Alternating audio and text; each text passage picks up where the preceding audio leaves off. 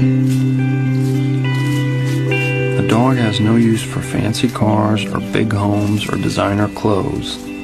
A waterlogged stick will do just fine. A dog doesn't care if you're rich or poor, clever or dull, smart or dumb. Give him your heart and he'll give you his.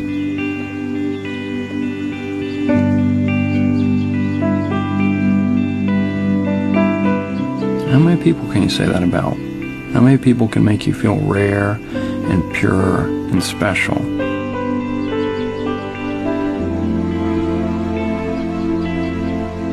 How many people can make you feel extraordinary?